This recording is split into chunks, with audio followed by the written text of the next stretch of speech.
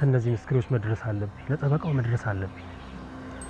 ዛሬ ከእጄ ታመልጥ እንደሆነ አያለሁ። አንተን ድሮ ነበር ማስወገድ የነበረው። ጠበቃው ደውሎልኝ ነበረ። የምርህን ነው? እና ምን አለ? ጠበቃው ደውሎልኝ ነበረ። የሆነ ቦታ ላገኘው ተቀጣጥረን ስንሄድ ይኸውልህ ዝና ከየት መጣ ሳልል ከፊት ተረቀረብኝ። አሁን ይኸውልህ አዎ አምኜሃለሁ መድብል፣ በደንብ አምኜሃለሁ። ይኸውልህ አሁን እንደምንም ብለህ ከሞገስ ጋር የተወሰነ መንገድና ነገሮች ይቀበሉ። ሉላን ብታመጫት ኖሮ አምርሽ ነበር፣ ግን አንቺ ከማውራትና ከመብላት ውጭ ምንም አታውቂም። ያቺ ሰላ አድርጌ እነ ብሩክ ቤት ያስገባዋት ልጅ ትዝ አለች? ምሳሌ ሂጂ ግቢ፣ ምሳሌ ሂጂ ግቢ እያልኩሽ ነው። ሂጂ ግቢ አሰሚኝ እንዳንቺ። ከወሬ ይልቅ ተግባር ከጉራ ይልቅ ስራ ይባላል። ጀግናው መድብል በስተመጨረሻም ከዝና እንደምንም ብሎ አምልጧል። የካሌ ሞሲሳ ጆሮ ጠቢ፣ የካሌ ሞሲሳ ለቅላቂ ዝና ዛሬው ጉናውና ጉራውን እየነፋ ሜዳ ላይ ቀርቷል። ጀግናው መድብል በስተመጨረሻ ጠበቃውን በእጁ አስገብቷል። ማህሌት በዝና እጅ ገብታለች። የእውነት ይገላታል ወይስ ኤደን እንዳሰበችው ማህሌት በልጁ አስፈራርታ ትክክለኛው መረጃ ታገኛለች? እጅግ የሚገርምና እጅግ የሚደንቅ ነገር። እውነት ብትመነምንም አትበጠስም፣ ብትቀበርም አይበሰብስም። ሰላም ሰላም፣ የተከበራችሁና የተወደዳችሁ ውድ ቤተሰቦቼ እያላችሁበት ሰላማችሁ ይብዛልኝ። ተወዳጁ ምሳሌ እጅግ አጓጊና ልብ አንጠልጣይነቱን ቀጥሏል። መድብል እንዴት ነው ከዝና የሚያመልጠው?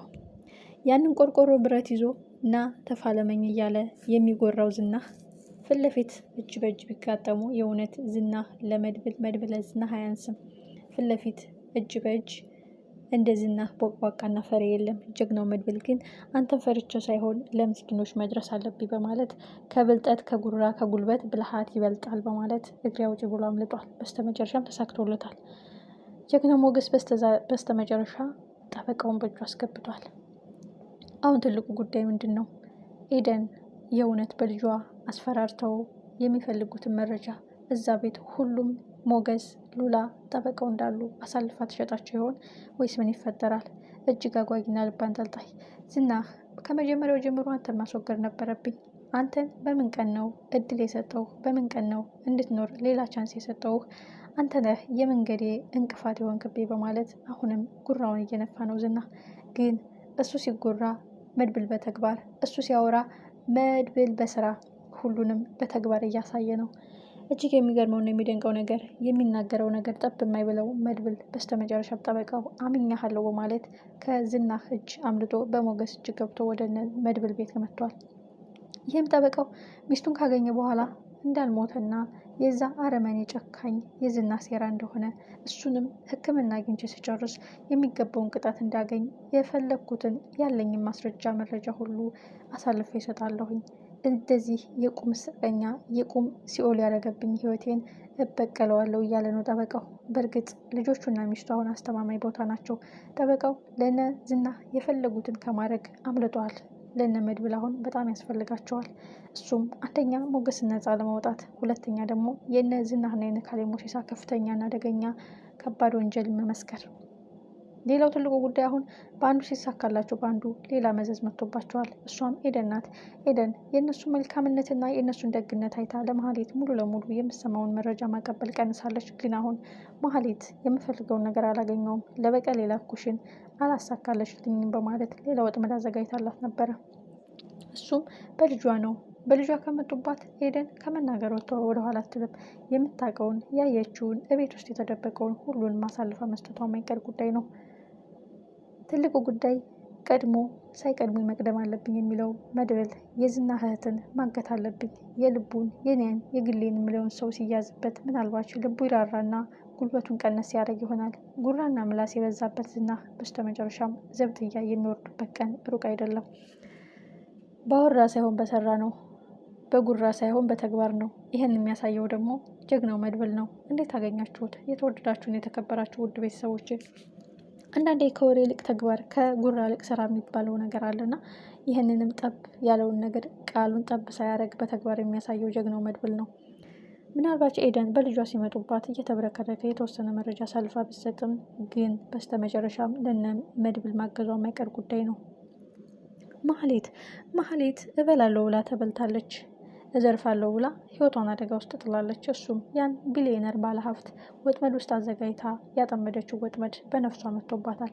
ብሩን በልታ ላበለው ጠቅሟን ለጠቅማት ራሷን መዘዝ ይዞባት መጥቷል። እሱ ባለሀብቱ ብሩን እንኳን ለብሩ አይጨንቀኝም፣ ግን ክብሬ ነክታብኛል በማለት በብሩ ጉዳይ ሳይሆን ህይወቷ እንዲቀጠፍና በህይወት ማየት አልፈልግም በማለት ለካሌብ ሞሲሳ ትዕዛዝ አስተላልፏል። ካሌብ ሞሲሳም የኔ ቀኝ እጅ ከሆንክ ከኔ እድገት የምትፈልግ ከሆነ ማህሌትን አስወግድልኝ፣ እሷ ሴት ጋር ምን አይነት ግንኙነት ነው ያለህ በማለት ዝናህን በጥብቅ አስጠንቅቆታል። ዝናህም ለእሱ ጥቅም ስለምታስፈልገው ነው እንጂ እሷን ማስወገድ አቅቶት አይደለም። በስተመጨረሻ ማህሌት ሁልጊዜ ነፍሷን የምታተርፍበት ከዝና ከተሰነዘረው ሽጉጥ የምታመልጥበት አንዳንድ ቀዳዳዎች ማምለጫ አታጣምና ስለ ኤደን ልጅ ነገረችው። እሷን የሆነ ነገር አድርጋትና ኤደን ትክክለኛ መረጃውን ትሰጠናለች በማለት አሁንም እድሜ ያስጨምራለች። ይህ ጉዳይ ግን ይሳካላታል ወይ? በጣም አጓጊና ልብ አንጠልጣይ ነው።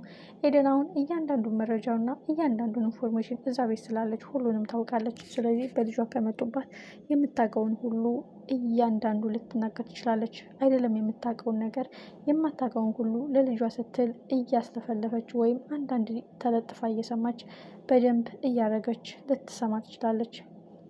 መድብል ማስጠንቅቋታል። ሰውን ከልክ በላይ እንወዳለን፣ ከልክ በላይ ምናምን ነበረ፣ ግን ልባችን ከተሰበረ በኋላ ሰዎች መጠራጠር ጀምረናል። አንቺ እንዴት እንዳመንሽና እንዴት እንደ ቤተሰብ እንደቆጠርንሽ አላቅም፣ ግን ሰው በሰውነቱ የምንወድና ሰው በሰውነቱ የምናከብር ቤተሰቦች ነን። ግን ደግሞ አንዳንዴ ሰውን አመን ነው ብለን ብዙ የተወጋንና ብዙ የገደለን ሰው ስላለ ነው ኤደን በማለት ማስጠንቅቋታል። ኤደንም የእነዚህን ሰዎች መልካምነትና ጀግንነት እያስተዋለች የማህሌትን ክፋት ተረድታለች። ግን በስተመጨረሻ በልጇ ሊመጡባት ነው። ይህ ጉዳይ ወዴት ያስኬዳት ይሆን? ልጄ ትበልጥብኛለች በማለት በእርግጥ አሳልፋ መረጃው ልትሰጥ ትችላለች። ግን ጀግናው መድብል ጠርጣራና ጎበዝ ነቄ ስለሆነ ቶሎ ደርሶባት ነገሮችን ሊያቋርጣቸው ይችላል የሚል ግምት አለኝ።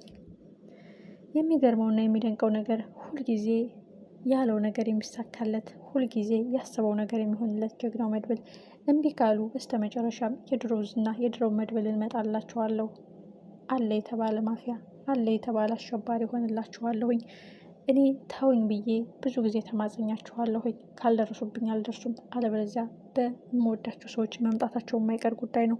ዛሬ ከነሱ በጭንቅ ነው ያመለጥኩት፣ ነገም ቤታችን ድረስ መምጣታቸው አይቀሩም፣ ግን የግሌ ሰዎችን አስቀምጫለሁ ብሏል መድብል። ዝና የሰነዘረውን ሽጉጥ የእውነት ምላጩን ስሞ ማህሌትን እስከ መጨረሻው ያሸልባት ይሆን ወይስ አሁንም ተጨማሪ ቻንስ ሰጥቶ መረጃ እንድትሰጠው ያቆያታል? ካሌብ ሞሲሳም የማህሌትን እስከ ወዲያኛው ማሸለብ እንጂ ሌላ አለች በህይወት ትጠቅመናለች የሚለውን መረጃ መስማት አይፈልግም። ይህ ጉዳይ እስከ ምን ጥግ ድረስ ይሆን? ኤደን፣ መድብል፣ ማህሌት ሁሉም ተፋጠዋል። እውነትን የሚሟገተው ለእውነት የሚቆመው ጀግናው መድብል ያለው ይሳካለታል ብን ተስፋ እናደርጋለን።